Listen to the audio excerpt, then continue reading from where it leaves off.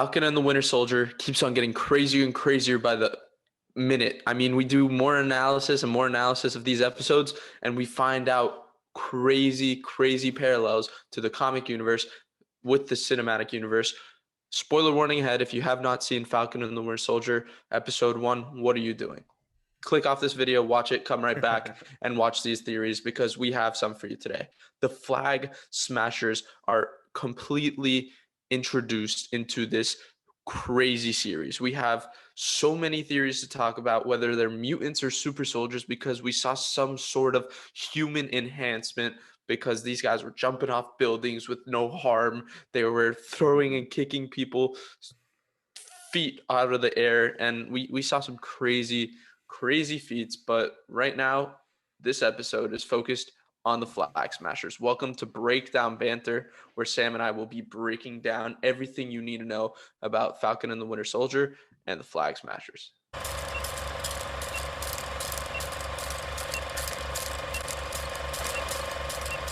Yeah, so if you guys are enjoying this content, please make sure to like, comment, and subscribe, and tune into our live watch parties. They happen 1 hour before every single episode of The Falcon and the Winter Soldier. So that is 2 a.m. Eastern Time and 11 p.m. Pacific Time, and we will be previewing the episode, taking questions from chat. We will be live reacting to the episode. We do not show any content from Disney Plus, but then after the episode, we also react, give our raw takes, and then tune in after in the week to come where we do breakdown videos like this one. So if you guys haven't seen already, we broke down who the new Captain America might be, what Baron Zemo's role in this whole storyline might be. But right now we are going to be talking about the main villain organization that we have seen. It is the Flag Smashers. Who are they? Let's check out the Marvel Wiki.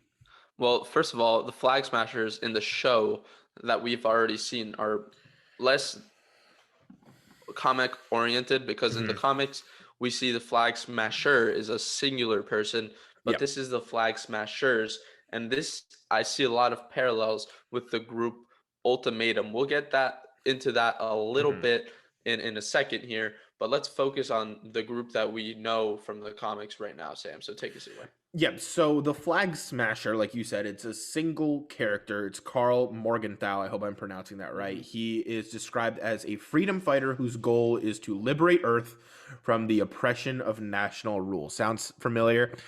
And in one of the storylines, he created an organization called Ultimatum, where they are an underground group, and I'll read about them in just a second, so don't you worry. But it's an underground group, like we saw in the show, whose goals are to destroy national borders and create just one world.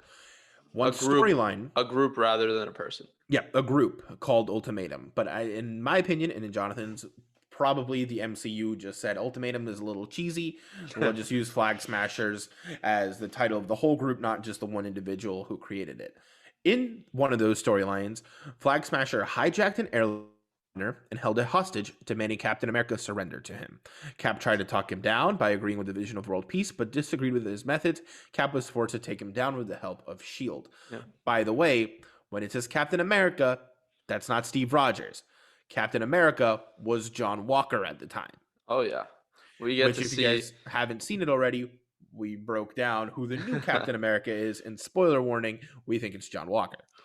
Oh yeah, it's definitely John Walker, and we're gonna see some interpretation of how this Ultimatum or Flag Smasher group is gonna have their influence on the entire world. Their voices are going to be heard because in this age of social media and the amount of press that they're getting, we already saw they had global news coverage. They were in America, going through global news. So news spreads like wildfire, and this is going to be national coverage. It's going to be maybe a threat to the United States democracy, and they're going to send the new Captain America, John Walker, into the fire, who is unprepared, and then maybe we could see Falcon and the Winter Soldier come and save the day.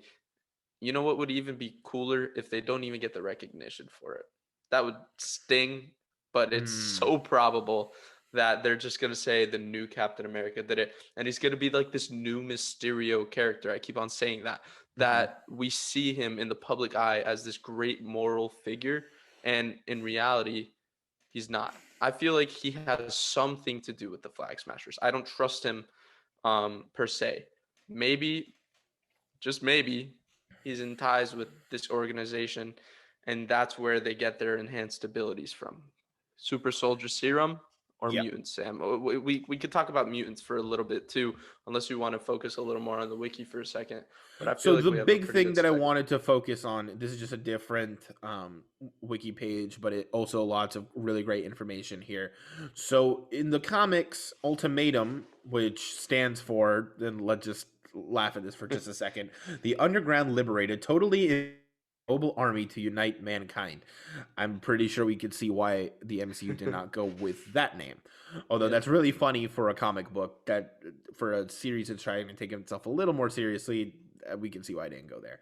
Hmm. But although Flag Smasher was the founder of Ultimatum, its initial funding came from Red Skull. Now, we know where Red Skull is. He is the defender of the Soul Stone, so it's very unlikely that Red Skull is involved. However, Well, technically, he's freed from all his soul stone duties, but he's more of a cosmic entity rather than an mhm, Earth entity in the MCU right now. yeah, the way that he's being portrayed right now, Hmm. exactly.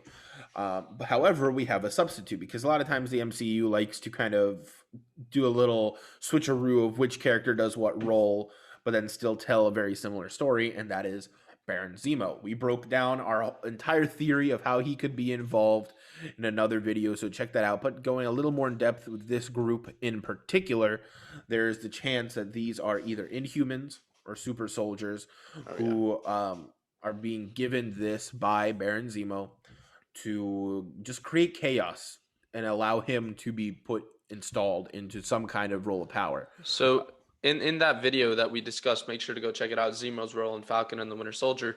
We were talking a little bit about how in in in that comic, especially, Mhm. they were focused on that some Terrigen spread throughout the world, but in Marvel's interpretation, in the MCU's interpretation, Sam, we're talking about how they could easily use a scapegoat, and we're talking about the three snaps that happened on Earth. This Mhm. potentially could have spread uh, radiation to a pre-existing X gene that we might have seen with Monica Rambeau, Mhm. because she definitely, when she came out of there once, we saw that her X-rays came out negative. So there could be something to do with radiation and Mhm. potentially the power of the snaps that cause the X gene to wake up and give people superpowers. But that's very unlikely, in my opinion, that we see that interpretation of mutants in this series itself. I Mhm. do think it's a possibility that we see some sort of mutants come out sooner rather than later, but I just don't think now is the right time. This is Captain America, this is Winter Soldier, this is super soldiers. This is Mhm. how Serum can develop threats throughout different levels of government, different levels of society, and different levels of the MCU in general. So I feel like there's going to be a lot of more Yeah. focus on that rather than they're just mutants. This is definitely super soldier serum got into the wrong hands, and it's going to show us why and how.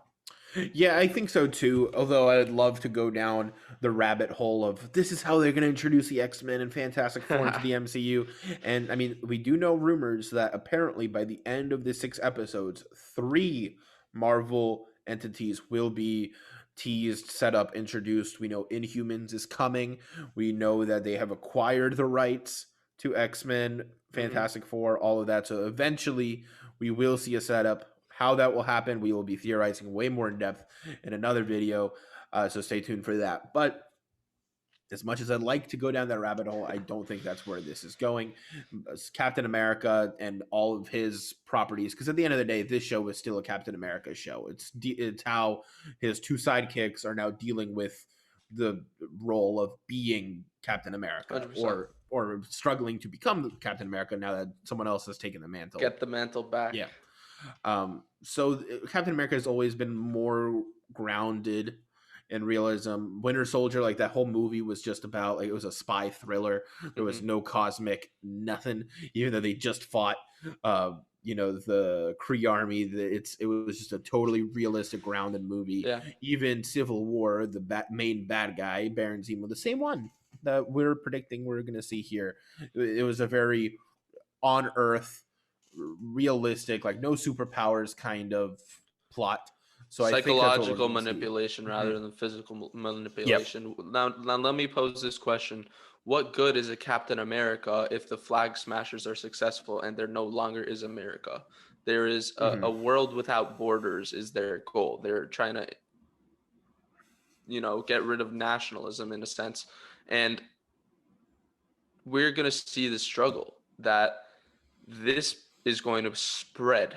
This message that they are spreading is going to spread because they're saying that life was better in the blip. A lot of people we see, Sam's sister, for example, Hmm. Falcon's sister, struggle heavily during the blip. Hmm. She's alone raising two children and has to provide financially and all of these things. And a lot of people think it's worse, but there's always two sides to the coin. With Hmm. Shield, we get Hydra. With all of these things, there's a good and a bad. So the Flag Smashers are that interpretation of the blip was actually better for them. It was Thanos's goal was good, and they were upset that Tony Stark snapped it away and took that away from them.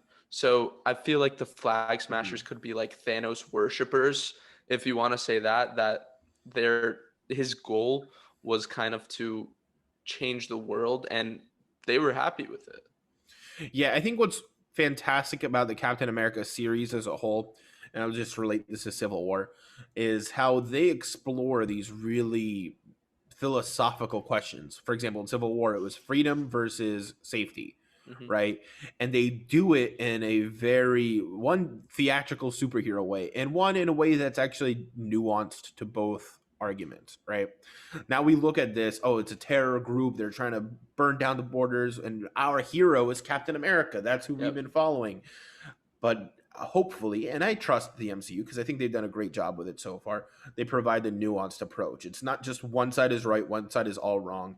It's there's something to be said about both, but obviously causing terror, creating chaos is not the way to go about it. Maybe it's a moral goal, but it's immoral means to get there. And that's something I think we're going to explore in the show. I think we're going to explore, obviously, getting the mantle back of Captain America, but that's a more personal goal for our title characters.